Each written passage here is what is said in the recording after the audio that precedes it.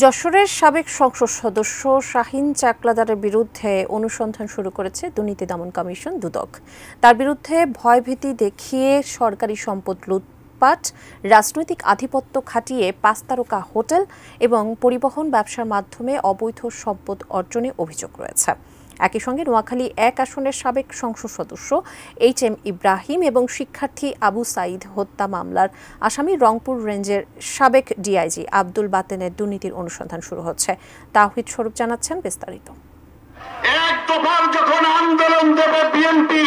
দুর্নীতি দমন কমিশন দুদকে অভিযোগ এসেছে, আওয়ামী লীগ শাসন আমল জুড়ে যশোরের সবকিছুরই নিয়ন্ত্রক ছিলেন কেশবপুরের সাবেক এমপি শাহীন চাকলাদার ও তার পরিবার। তাদের ইচ্ছার বাইরে কারো কিছুই করার সাহস ছিল না। যশোরের চিত্রা সিনেমা হল মোড়ের জাবির ইন্টারন্যাশনাল নামের ২২ তলা হোটেলটি শাহীন চাকলাদারের। ৫ আগস্ট অভ্যুত্থানের পর জনতার ক্ষোভের আগুনে পুড়েছে সেই হোটেল। যশোরের কাঁঠালতলায় হোয়াইট হাউস নামের অট্টালিকা সহ আরও বহু সম্পদ রয়েছে তাঁর। দুদকের গোয়েন্দা দল প্রাথমিকভাবে প্রমাণ পেয়েছে সবই করেছেন তিনি অবৈধ টাকায়। শাহীন চাকলাদার রাজনৈতিক আধিপত্য কাজে লাগিয়ে বিপুল সম্পদের মালিক হয়েছেন। তার নামে যশোরে ২২ তলা বিশিষ্ট ৫ তারকা হোটেল এবং কাঁঠালতলায় হোয়াইট হাউস নামে সুরম্য অট্টালিকা রয়েছে।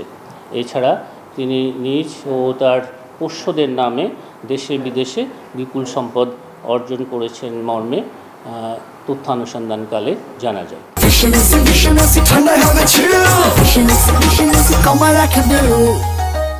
শহীদ আবু সাঈদ হত্যা মামলার আসামি রংপুর রেঞ্জের সাবেক ডিআইজি আব্দুল বাতেনের অবৈধ সম্পদেরও অনুসন্ধানের সিদ্ধান্ত হয়েছে।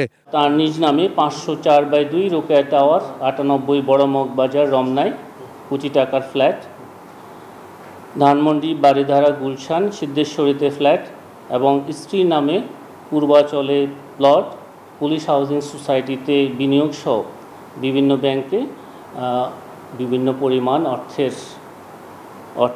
রয়েছে মর্মে জানা যায়।